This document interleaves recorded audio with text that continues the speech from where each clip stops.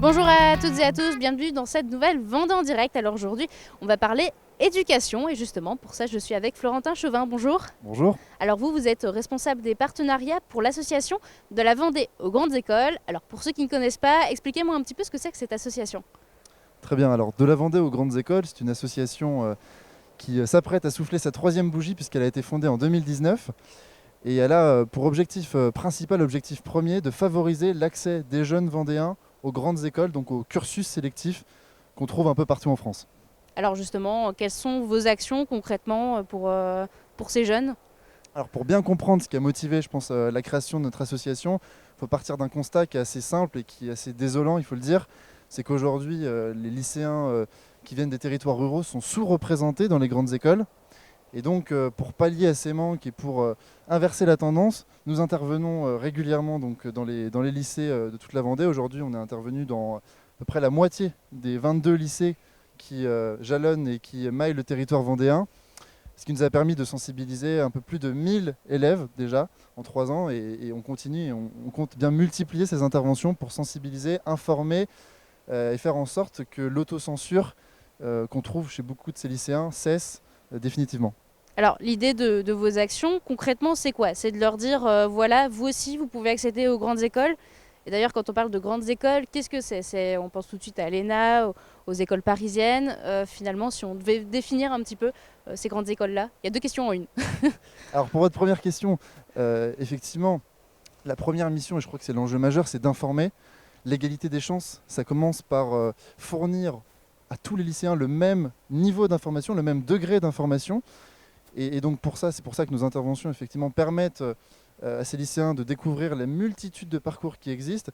Parce que la chance avec les grandes écoles, c'est qu'elles couvrent en fait la totalité des domaines qu'on peut connaître. On va à la fois trouver des grandes écoles d'ingénieurs, des grandes écoles de commerce, des prépas littéraires. Pour ceux qui sont férus de sciences sociales, on va retrouver les instituts d'études politiques, les fameux Sciences Po, Ça, qui c'est varié. ensuite vont se décliner avec l'ENA. Donc finalement, tout le monde peut trouver chaussure à son pied. Et c'est pour ça qu'on incite vraiment les lycéens à candidater à ces écoles. Et vous parliez de freins tout à l'heure. Quels peuvent être les freins pour les jeunes Vendéens ici qui ne pensent peut-être même pas à accéder à une grande école? Tout à fait. Donc je disais, le premier frein, c'est le frein de l'information. Donc leur dire que ça existe, que ces grandes écoles, elles sont nombreuses et qu'elles permettent d'accéder et comment dire, d'accomplir tous ces rêves. Le deuxième frein, c'est l'autocensure, je le disais aussi. Le sentiment d'être illégitime parce qu'on vient d'un milieu rural. Ces grandes écoles, souvent parisiennes, paraissent lointaines, obscures, elles font peur. Et c'est normal parce que nous aussi, on est passé par là. Et donc on leur dit, n'ayez pas peur, on est là pour vous accompagner. Et puis le troisième frein, c'est le frein financier, évidemment, qui concerne davantage les parents, mais qui nous disent, voilà, j'ai peur de ne pas pouvoir assumer financièrement le coût des études, le coût du logement, le coût des déplacements, le coût des écoles. Là aussi, on est là pour leur dire qu'il existe une multitude de solutions, des bourses. On travaille en tout cas activement sur le lancement de ces bourses à partir de septembre prochain, qui permettront, on l'espère, à peut-être une dizaine de lycéens issus des lycées avec lesquels on a signé une convention, de bénéficier d'une bourse qui pourra financer intégralement ou partiellement leurs études, et donc d'alléger le fardeau financier qui pèse sur les parents.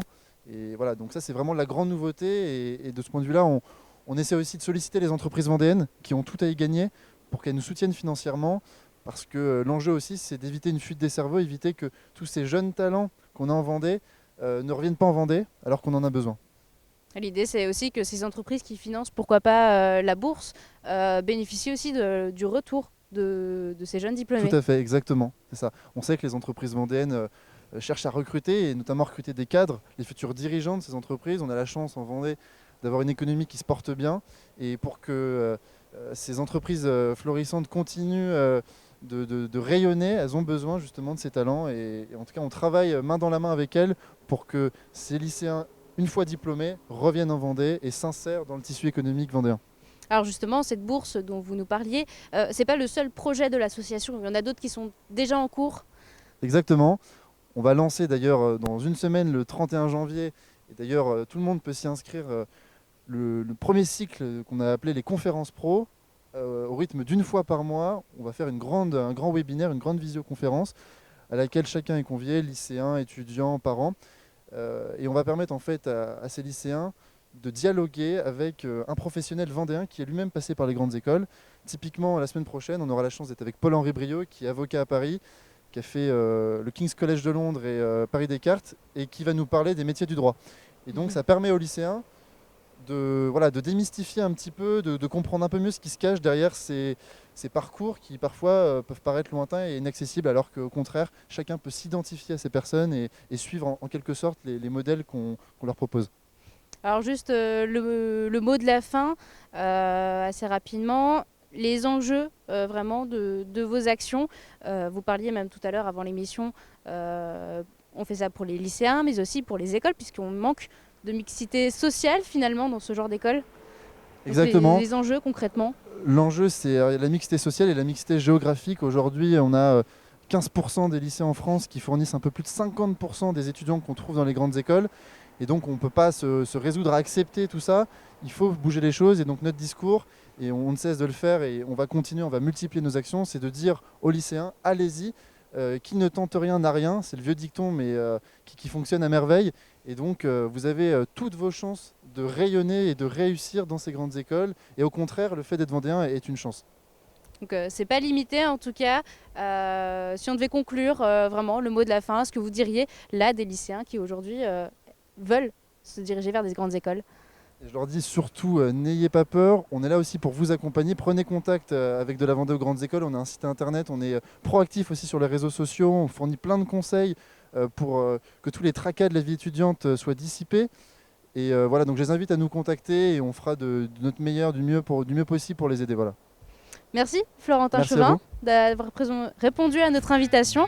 Moi je vous remercie de nous avoir suivis et je vous retrouve dès demain pour une nouvelle Vendée en direct.